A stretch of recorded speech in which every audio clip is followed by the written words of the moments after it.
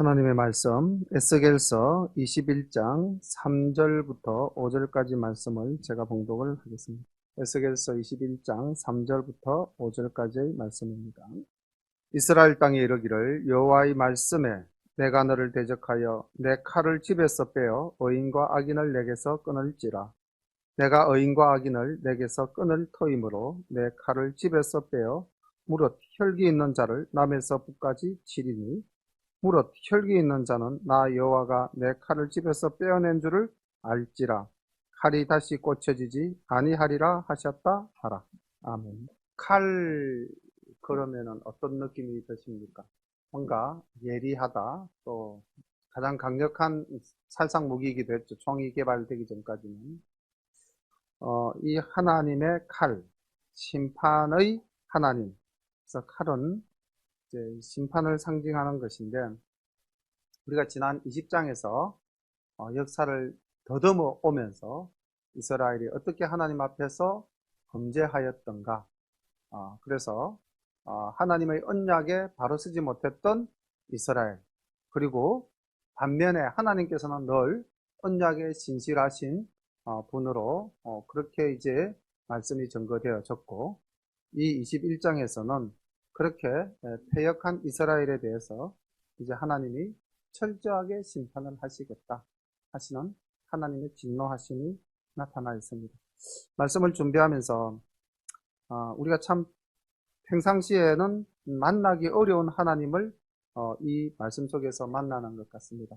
17절에 보면은 하나님의 그 마음과 하나님의 그 성정이 얼마나 이 이스라엘 백성에 대해서 우리 표현으로 이렇게 써도 될는지 모르겠는데 절망하셨으면, 하나님께서 정말 얼마나 낙심하셨으면, 또 얼마나 그 분이 가득하셨으면 17절에 나도 내 손뼉을 치며 내 분을 다하리로다, 이렇게 이스라엘에 대해서 진노하셨습니다. 이게 참 무거운 말씀이시죠. 하나님께서 내가 얼마나 지금 화가 나고 얼마나 지금 내가 그 이스라엘 백성들에게 배신감을 느꼈는지 진짜 손뼉 치면서 내 속에 있는 모든 분을 다 토해내겠다. 지금 이런 심정으로 이 21장이 전개가 되어집니다. 그러니까 하나님의 분노가 극에 달했다. 회개가 없는 민족, 회개가 없는 나라, 또 회개가 없는 개인에 대해서는 하나님도 그 노를 참지 못하시는 것 같습니다. 오늘 우리가 하나님의 분노, 그리고 이스라엘의 제약, 그리고 회개, 분노와 제약과 회개라는 세 개의 단어를 가지고 말씀에 또 은혜를 받으시면 좋겠습니다. 본문에는 회개가 없습니다. 회개가 없었기에 이렇게 심판을 당한다. 그래서 우리는 이 본문을 보면서 철저히 우리는 이를 담지 않고 회개해야 되겠구나 하는 결단을 또 해야 되겠습니다. 함께 말씀을 봅니다. 여호와의 말씀이 또 내게 임하여 가라사대 인자야 너는 얼굴을 예루살렘으로 향하며 성소를 향하여 소리내어 이스라엘 땅을 쳐서 예언하라. 이스라엘 땅에게 이르기를 여호와의 말씀에 내가 너를 대적하여 내 칼을 집에서 빼어 의인과 악인을 내게서 끊을지라. 내가 의인과 악인을 내게서 끊을 터이므로 내 칼을 집에서 빼어 무릇 혈기 있는 자를 남에서 북까지 치리니 무릇 혈기 있는 자는 나 여호와가 내 칼을 집에서 빼어낸 줄을 알지라. 칼이 다시 꽂혀지지 아니하리라 하셨다 하라. 인자야 너는 탄식하되 허리가 끊어지는 듯이 그들의 목전에서 슬피 탄식하라. 그들이 너에게 묻기를 네가 어찌하여 탄식하느냐 하거든 대답하기를 소문을 인함이라. 재앙이 오나니 각 마음이 녹으며 모든 손이 약하여지며 각 영이 쇠하며 모든 무릎이 물과 같이 약하리라. 보라 재앙이 오나니 정령 이루리라. 나 주 여호와의 말이니라 하라. 21장 1절부터 7절까지의 말씀은 사실은 앞 20장 45절부터 49절까지 남방을 쳐서 푸른 나무와 마른 나무를 다 불사른다는 그 말씀, 비유. 그래서 에스겔을 두고 너는 뭐 비유하는 자라라고 이제 비아냥거렸던 그 이스라엘 사람들에게 그 비유의 의미가 무엇인지를 확실하게 이제 전달하라라는 말씀입니다. 그러니까 1절부터 7절까지는 20장 45절부터 49절까지의 비유에 대한 해석이다. 그래서 여기서 이제 말하는 남방을 향하여라는 이 남방은 바로 본문에 나오는 내 얼굴을 예루살렘과 성소를 향하여 하는 내용이 될 것 같고요. 그리고 이제 불로서 심판을 하시겠다라고 하셨던 47절의 말씀은 2절에서 칼로서 심판을 하시겠다. 그런데 여기 이제 이 칼은 또 본문에서 보면 이제 하나님의 도구로 사용되어진 바벨론을 의미하는 것이 되겠죠. 그리고 남방의 살림을 다 불태우시겠다 하셨는데 2, 3절에 나타나는 이스라엘 땅이 되겠고요. 그리고 푸른 나무와 마른 나무를 가리지 않고 다 태우겠다 하셨는데 오늘 본문에서는 4절에 내가 의인과 악인을 다 끊을 터이다. 이렇게 이제 말씀하셔서 하나님의 진노하심으로 하나님이 계셨던 곳 바로 성소까지도 하나님께서 허물어 버리시겠다. 심판하시겠다. 그리고 그 성소가 있었던 거룩한 땅이라고 불려졌던 그 예루살렘조차도 하나님께서 멸하시겠다라고 말씀을 하고 있습니다. 우리가 신약 시대를 살고 있는데 신약 시대에서 우리는 우리의 몸이 하나님의 거룩한 전이다. 이렇게 이제 우리가 바울 사도로부터 들은 말씀이 있지 않습니까? 그런데 에스겔서를 가만히 우리가 이제 공부를 하다 보면은 10장에서 이미 10장 18절에서부터 보면은 하나님의 영이 이 성전 문지방을 떠나서 이제 동편으로 나아가는 하나님이 성전을 떠나시는 장면이 나오지 않습니까? 그러니까 사람이 만들어 놓은 인위적인 성소, 뭐 하나님이 거처할 곳이 없어서 거기에 머무르시는 것은 아니지만은 그러나 하나님의 영이 그와 함께 한다는 상징적인 의미로 지성소, 성소에 하나님의 영이 머물렀었는데 이제 그 영이 떠난다는 겁니다. 그런데 우리가 사무엘서를 보면은 사울에게서 하나님의 영이 떠나니 뭐가 들어왔다고 되어 있습니까? 악령이 들어왔다고 바로 연결되어지고 있습니다. 오늘날 우리도 하나님의 거룩한 성전인데 하나님의 영이 우리로부터 떠날 수 있을까요? 없을까요? 하나님의 영이 우리로부터 떠날 수 있습니다. 하나님의 영이 우리로부터 떠나면은 우리는 곧 악령을 받는 자가 되고 하나님의 심판의 대상이 되어버릴 수도 있다는 것입니다. 그래서 늘 우리는 깨어 있어야 될 줄로 믿습니다. 이렇게 본다면 하나님이 주체시죠. 하나님이 우리를 떠나셨다. 근데 사실 하나님은 언약에 신실하신 분이기 때문에 우리로부터 떠나시려고 할까요? 떠나시지 않으려고 할까요? 사실은 우리로부터 떠나지 않으시려고 하십니다. 근데 누가 떠납니까? 궁극적으로 하나님이 아니라 우리가 떠납니다. 그래서 오늘도 한번 생각해 보십시오. 내가 정말 오늘 하루 온종일 주님과 온전히 동행했는가? 하나님은 여전히 그 자리에 그대로 계시는데 내가 하나님의 곁에서 멀어졌다가 가까워졌다가 늘 변하는 것은 내 모습이지 않습니까? 그런데 내가 오늘 얼만큼 하나님과 떨어져 있다가 이제 돌아왔는가? 아니면 오늘 나는 여전히 지금과 같은 모습으로 하나님과 동행했는가?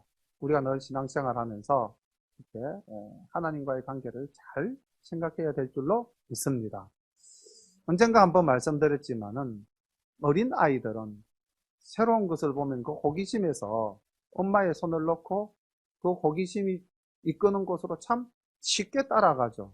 그런데 뭐 성인이 두 사람이 길을 간다면은 아무리 호기심이 있는 것이라 할지라도 같이 가고자 하는 공동의 목표가 있으면은 그 목표를 두고 떠나가지를 않습니다. 절지 않은 거죠. 나의 신앙이 어린아이와 같이 눈에 보이는 것을 따라가는 사람인가? 아니면 내가 가야 할 목표를 변함없이 바라보고 그 길을 가는 사람인가? 한 번 더 생각해 보는 내용이 될 수도 있겠습니다.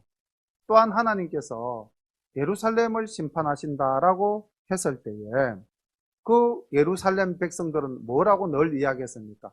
여기는 하나님이 임재하신 곳, 우리는 하나님의 택한 백성, 그래서 우리는 심판받지 않을 것이다. 늘 그렇게 생각을 했습니다. 그런데 결국 하나님은 예루살렘도 멸하셨거든요. 이것도 또한 우리가 생각해 봐야 되겠죠.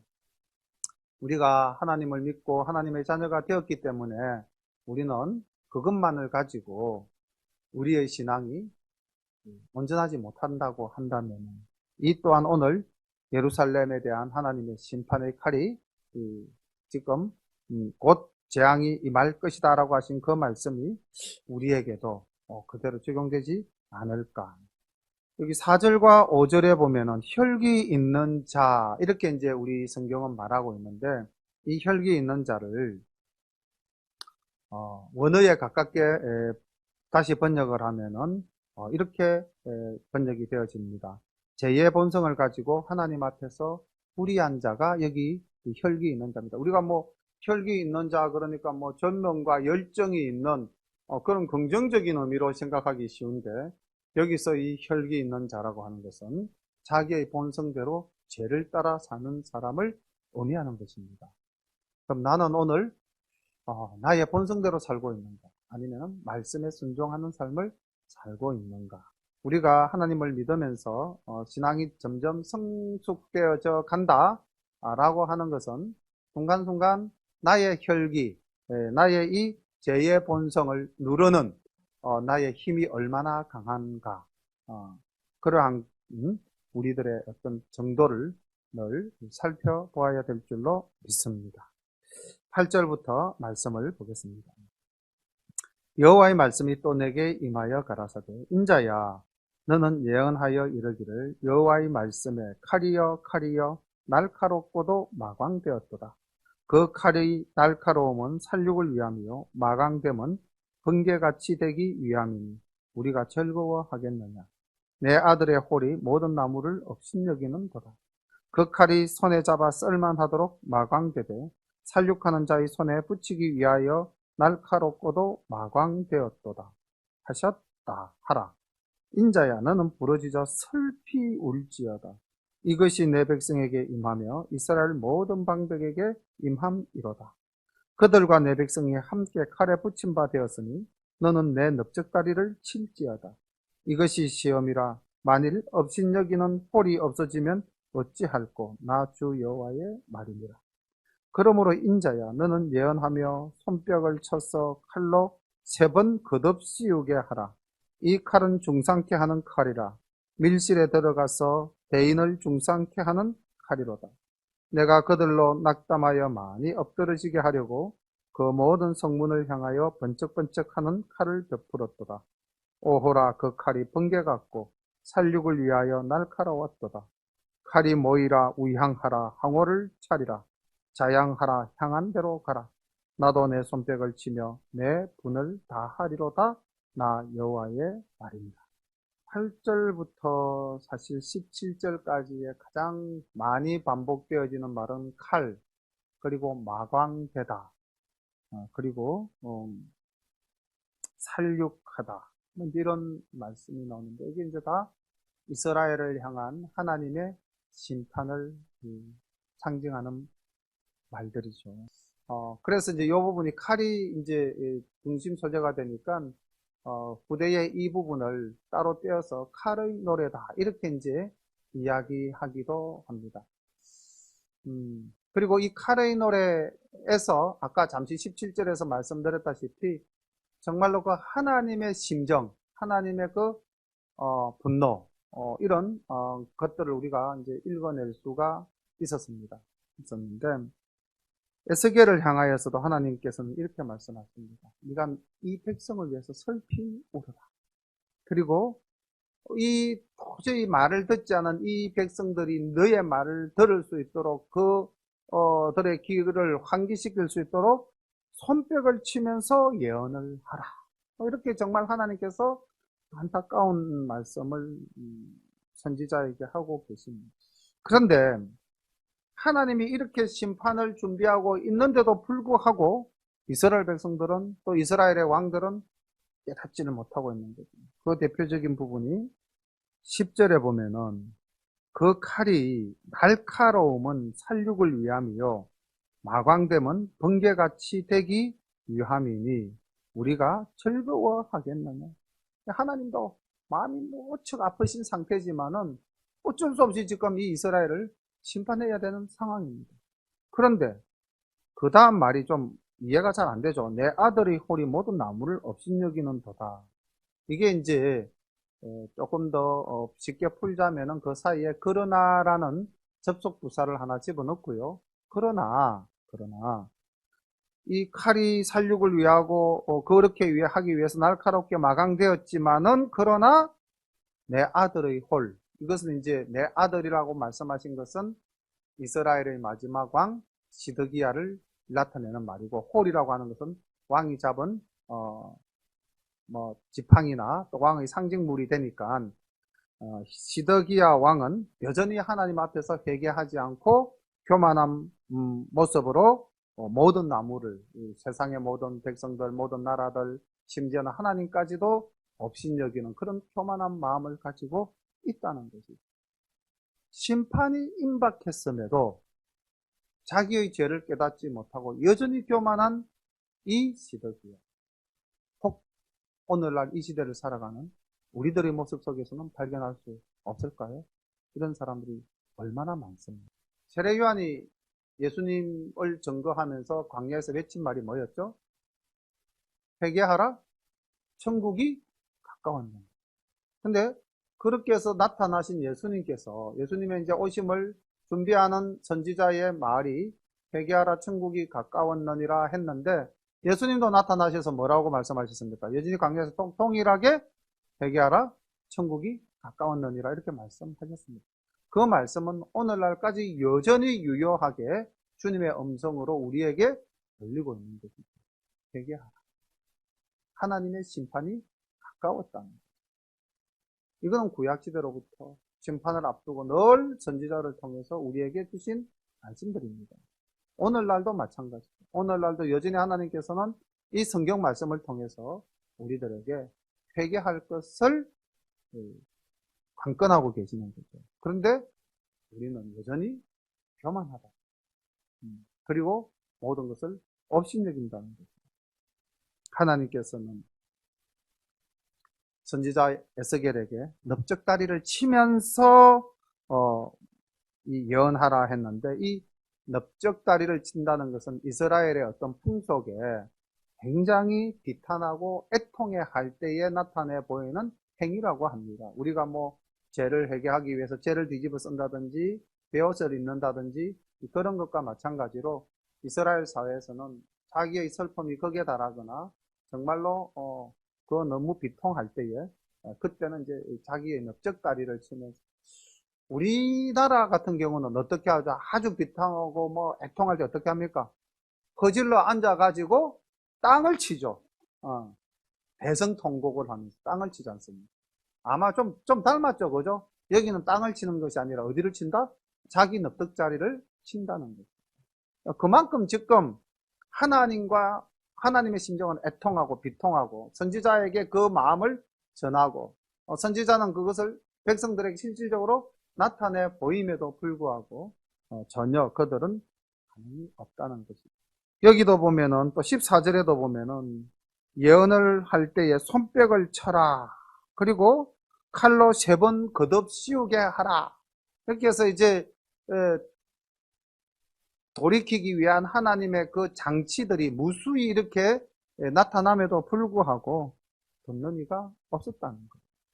그리고 하나님의 진노하심, 하나님의 심판하심이 어디까지 미치는가 하는 것을 잘 나타내준 말이 14절에 보면은 칼은 중상케 하는 칼인데, 이스라엘의 대인들이, 이스라엘의 지도자들이 밀실에 들어가서 숨을지라도 거기까지 찾아가서 그 대인들을 상하게 하리라, 이렇게 말씀하고 있지 않습니까? 숨을 곳이 없다는 겁니다, 심판. 자, 이렇게 하나님께서는 애통하는 마음으로 이스라엘을 심판하시겠다. 그리고 선지자로 하여금 그 마음을 여러 가지 다양한 이런 퍼포먼스를 통해서 나타나게 했음에도 불구하고 이스라엘은 돌이키지 않는 그런 교만의 극단을 달리고 있는 모습들을 우리가 이제 보게 됩니다. 18절부터 28절까지는 이제 하나님께서 바벨론을 통해서 심판을 하는데, 처음으로 이제 심판할 대상이 이 이스라엘이고, 그 다음 두 번째 28절부터 보면은 암몬에 대해서도 심판을 하시겠다. 이제 난데없이 이제 암몬이 나오는데, 이것은 하나님이 이스라엘만을 다스리는 하나님이 아니라 온 세계 만방을 다스리시는 하나님이시다. 그리고 왜 암몬이 심판을 받게 되느냐 하는 부분에 대해서는 본문 25장에서 그 암몬이 심판에 대해서 또 이야기를 하고 있습니다. 그리고 이 에스겔서는 이스라엘의 심판뿐만 아니라 이사야서에서도 나타났지만은 주변 국가 모든 나라에 대해서 심판하시는 하나님의 예언을 선지자들을 통해서 이야기하고 있습니다. 그런데 오늘 우리가 살펴보는 이 21장에서 암몬에 대해서 조금 일찍 언급을 하고 있습니다. 보겠습니다. 18절부터입니다. 여호와의 말씀이 내게 임하여 가라사대, 인자야, 너는 바벨론 왕의 칼이 올 두 길을 한 땅에서 나오도록 그리되 곧 성으로 들어가는 길머리에다가 길이 나뉘는 지시표를 하여 칼이 암몬 족속의 랍바에 이르는 길과 유다 견고한 성 예루살렘에 이르는 길을 거리라. 바벨론 왕이 갈렛길 곧 두 길머리에 서서 점을 치되 살들을 흔들어 우상에게 묻고 희생의 간을 살펴서 오른손에 예루살렘으로 갈 점괘를 얻었으므로 공성태를 베풀며 입을 벌리고 살육하며 소리를 높여 외치며 성문을 향하여 공성태를 베풀고 토성을 쌓고 운제를 세우게 되었나니 전에 그들에게 맹약한 자들은 그것을 헛점으로 여길 것이나 바벨론 왕은 그 죄악을 기억하고 그 무리를 잡으리라. 그러므로 나 주 여호와가 말하노라. 너희의 악이 기억을 일으키며 너희의 근과가 드러나며 너희 모든 행위의 죄가 나타났도다. 너희가 기억한 바 되었은즉 그 손에 잡히리라. 너 극악하여 중상을 당할 이스라엘 왕아, 내 날이 이르렀나니 곧 죄악의 끝되니라. 나 주 여호와가 말하노라. 관을 제하며 멜류관을 벗길지라. 그대로 두지 못하리니 낮은 자를 높이고 높은 자를 낮출 것이니라. 네가 내가 엎드러뜨리려니와 이것도 다시 잊지 못하리라. 마땅히 얻을 자가 이르면 그에게 주리라.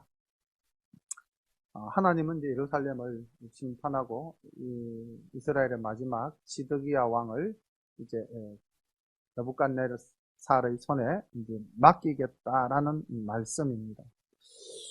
오늘 이 장면을 보면 또 사실 바벨론 왕이 이 화살을 흔들어서 정궤를 보고 또 희생물을 잡아서 그 간을 보고 그 정궤를 따라서 이제 이스라엘로 쳐들어올 것이다라는 것을 말씀하고 있는데, 이거는 하나님의 섭리에 따라서 이제 움직이는 바벨론이지만은 또 바벨론은 우상을 섬기던 자신들의 방법을 따라서 행한다.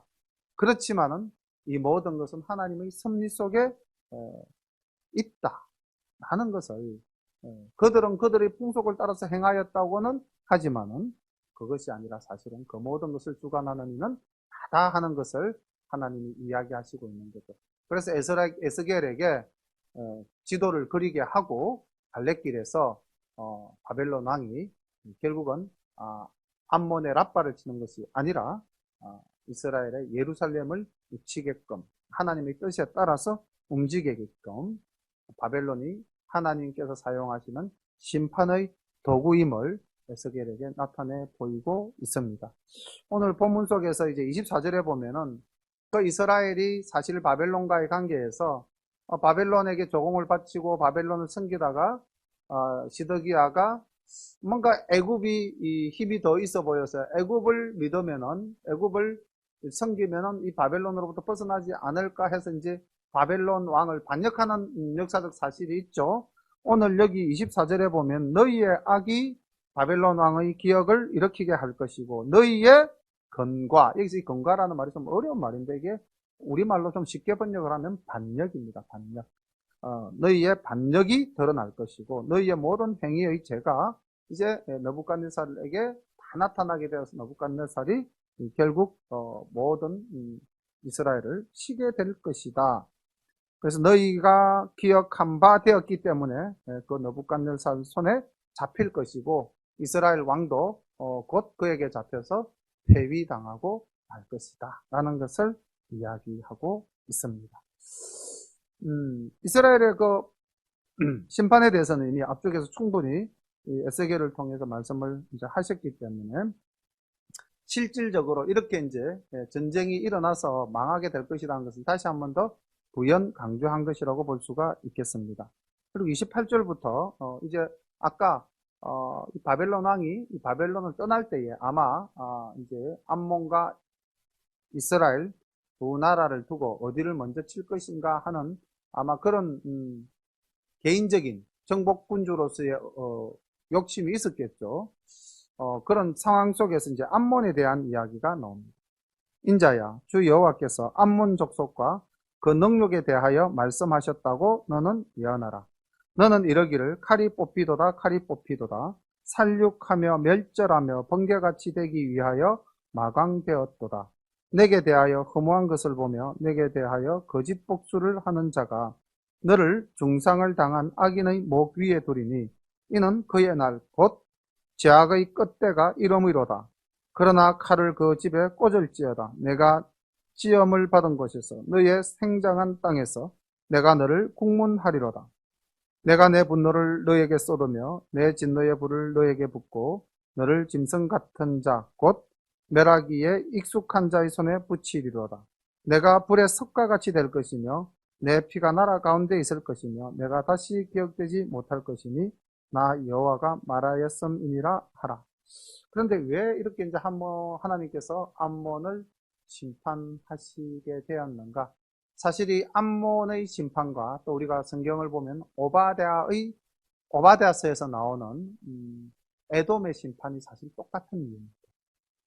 근데 에돔은 이스라엘하고 사실은 그 조상을 쫓아 올라가 보면 어떻게 됩니까? 형제지간이지 않습니까? 야곱의 후손과 에스의 후손. 암몬은 어떻습니까? 암몬은 이스라엘하고 전혀 관계가 없는 나라입니까? 아니면 이스라엘과 관계가 있는 나라입니까? 관계가 있죠. 루스의 조카 로스의 후손이시었던 나라이지 않습니까? 그죠? 그렇다면은 사실은 물론 뭐 역사가 많이 흘렀지만은 그러나 따지고 올라가 보면은 그 뿌리가 한 뿌리인데 형제가 고통을 당할 때 그 마음 자체가 어떠해야 하는가를 우리에게 한 번 더 가르쳐 주시는 말씀이라고 보면 좋겠습니다. 오바댜서에서 보면은 에돔이 하나님께서 철저히 심판하시겠다라고 말씀하셨는데 그 에돔의 죄가에 대해서 하나하나 나열하십니다. 나열하는 그 내용이 전부 다 뭡니까? 이스라엘이 멸망할 때 너희들이 도울 수 있음에도 돕지 않았고 너희들은 기뻐하였고 오히려 그들과 함께 너희 형제를 쳐서 그들의 재물을 탈취하였다. 이렇게 이제 하나님께서 제목 하나를 들면서 이야기합니다. 근데 오늘 이 암몬을 심판하는 이유도 우리 에스겔서 25장 조금 넘어가서 보시면은 25장 2절과 3절 말씀을 우리 함께 보겠습니다. 왜 이 암몬이 심판을 당하게 되는가? 인자야 암몬 족속을 향하여 그들을 쳐서 예언하라. 너는 암몬 족속에게 이르기를 너희는 주 여호와의 말씀을 들을지어다. 주 여호와의 말씀에 내 성소를 더럽힐 때에 바벨론이 이스라엘을 침략해서 내 성소를 더럽힐 때에 네가 그것을 대하여 이스라엘 땅이 황무할 때에 네가 그것을 대하여 유다 족속이 사로잡힐 때에 네가 그들을 대하여 이러기를 아하 좋다 하였도다. 사실 암몬하고 이스라엘은 상대적으로 좀 적대적인 관계에 놓일 때가 참 많았습니다. 다윗 왕 때도 이 암몬을 쳐서 멸한 적도 있었고 그죠? 솔로몬 때도 마찬가지. 그러니까 암몬 입장에서는 이스라엘이 망한다 하니까 옆에서 좋다 할 수도 있죠. 그게 우리들의 심리일 수도 있지 않습니까?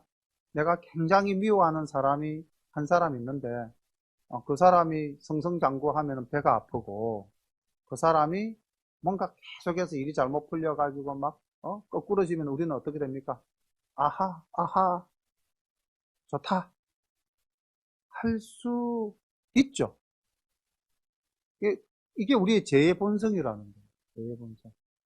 그러니까 아까 우리 혈기 있는 자, 죄의 본성을 가지고 그것을 절제할 수 없는 하나님 앞에서 불의를 행하는 그런 모습들이 우리 속에도 여전히 있습니다. 이 암몬뿐만이 아니라. 그래서 이 암몬의 멸망을 우리가 보면서 오늘날 우리가 이 땅을 살아가면서 정말 예수 믿는 사람으로서 우리의 이 죄의 본성을 잘 조절해야 되겠구나.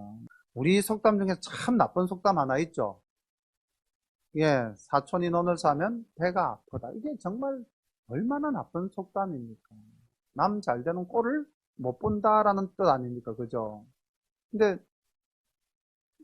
남도 아니고 사촌인데 할아버지가 같은 할아버지인데 오늘 여기 이 심판을 받게 될 암몬이나 또 우리가 나중에 또 만나게 될 오바댜스에서의 에돔이나 사실은 우리가 공동체로서 함께 서로 더불어 살아야 됨에도 불구하고 시기와 질투가 가득하다. 신약에서는 그 부분을 바울 사도가 정확하게 찝어서 이야기를 하죠. 교회 안에서 절대로 행하지 말아야 할 것들에 대해서 시기하는 것, 질투하는 것, 분당짓는 것, 수근수근하는 것. 이거 교회 안에 절대로 해서는 안 될 일들이죠. 하지 마라 하는데도 불구하고 여전히 우리는 하고 있다는 거예요. 또 여전히 하고 있으면 어떻게 된다? 궁극적으로 심판을 받게 된다는 것이죠. 하나님의 택한 백성이라고 해서 심판을 절대 받지 않을 것이다 라고 호언장담했던 이스라엘도 하나님으로부터 수없이 심판을 받습니다. 물론 그 가운데 하나님을 잘 섬기고 또 하나님의 뜻에 순종하는 자는 하나님께서 남기시죠. 그렇게 해서 또 역사를 이어가시죠. 우리도 마찬가지입니다. 내가 정말 어떤 자리에 있는지 우리는 정말 잘 알 수 없습니다. 심판하시는 이는 오직 하나님이시기 때문에. 그러나 우리가 말씀에서 우리를 비추어 볼 수 있지 않습니까? 말씀은 우리의 곧 거울이 되지 않습니까? 내 얼굴에 무엇이 묻었는지 거울을 보면 우리가 그 묻은 것을 닦아낼 수 있듯이 말씀을 보면서 우리 속에 묻어있는 죄악된 그런 것들을 하나씩 하나씩 지워나가는 우리들의 모습이 될 때 하나님은 이러한 우리들의 모습에 또 하나님의 한량없는 은혜가 베풀어질 줄로 믿습니다. 오늘 본문 말씀은 무서운 심판에 대한 이야기였고 사용되어진 도구도 날카롭게 마강, 갈아져서 빛나는 그런 칼로서 이스라엘을 심판하는 장면이지만 우리는 신약시대를 살면서 이 이스라엘의 역사 속에서 하나님의 그 탄식과 하나님의 그 아픔을 우리가 보면서 우리는 회개하고 이스라엘이 회개가 없었기 때문에 그 악에서 전혀 돌이키지 않았기 때문에 왕부터 교만하였기 때문에 모든 백성에게 이르기까지 교만하였고 그들은 하나님의 그 선지자를 통해서 정말로 돌아오라고 그 외치는 그 말씀을 새겨 듣지 않았기 때문에 오늘 이렇게 참담한 모습으로 역사 속에서 심판을 당했습니다. 우리가 참 감사하고 우리가 참 큰 은혜를 받은 것은 우리는 우리가 살아가고 있는 이 시대뿐만이 아니라 이 다음 시대까지 어떻게 될 것이다 라는 것을 다 알고 있지 않습니까? 요한계시록을 통해서 하늘의 별들이 떨어질 것이고 땅에 있는 물들이 다 핏빛으로 물들게 될 것이고 지구에 많은 사람들이 죽어갈 것이고 사람이 정말 뭐 화성을 간다, 뭐 태양을 살핀다 하더라도 보십시오. 바이러스. 이게 바이러스는 세포도 아니다 그러더라고요. 사람의 몸을 조직하고 있는 가장 말단의 조직체가 세포거든요. 그래서 그 세포 하나로 이루어진 물체를 우리는 단세포라고 그러지 않습니까? 근데 그 단세포보다도 못하고 그 세포에 붙어서 그 영양을 빼앗아서 자기를 채워나가는 것이 바이러스. 세포보다도 더 작은 그 바이러스에 의해서 지금 인구가 전 인류가 지금 떨고 있지 않습니까? 다 마스크 쓰고, 우리 교회 식구들은 뭐 다 이렇게 참 믿음이 담대해서 마스크 안 쓰고 사시는데, 지금 뭐, 웬간하면 다 마스크 쓰고 사는 이런 시대가 되고, 그 바이러스 하나에 온 인류가 공포에 지금 질려 살고 있지 않습니까? 저는 이런 것들을 보면서, 참 우리는 약한 존재구나. 그리고 만약에 하나님께서 정말 심판하신다면은, 우리는 속절없이 당할 수밖에 없는 존재라는 거예요. 아무리 내가 강한 척해도 우리는 아무것도 하나님 앞에서는 아니다라는 거예요. 그래서 이런 진정 코로나 바이러스에 의해서 정말 나타나는 이런 뉴스들을 보면서 우리 믿는 사람은 하나님 앞에 좀 더 겸손하게 또 하나님의 심판이 저런 모습으로도 나타날 수 있겠다라는 것을 우리가 얼마든지 또 예측하면서 말씀의 거울들을 살펴보면서 진리 위에 굳게 서가는 우리 열린 가족들 모두가 되시기를 간절히 축원합니다. 함께 기도드리겠습니다. 오늘 주신 말씀 붙잡고 또 하나님의 아까 그 17절 말씀 참 가슴 아픈 말씀입니다. 하나님이 얼마나 분노하셨으면은, 또 얼마나 안타까웠으면은, 얼마나 이스라엘 백성들이 내 말을 알아듣기를 원하시는지, 내가 손뼉을 치면서, 내 분을 다하겠다. 손뼉을 치면서 너희들에게 내 마음을 좀 전하고 싶다. 이렇게 분노하시는 하나님, 안타까워하시는 하나님 그 심정을 우리가 헤아리면서 오늘날 우리에게도 마찬가지입니다.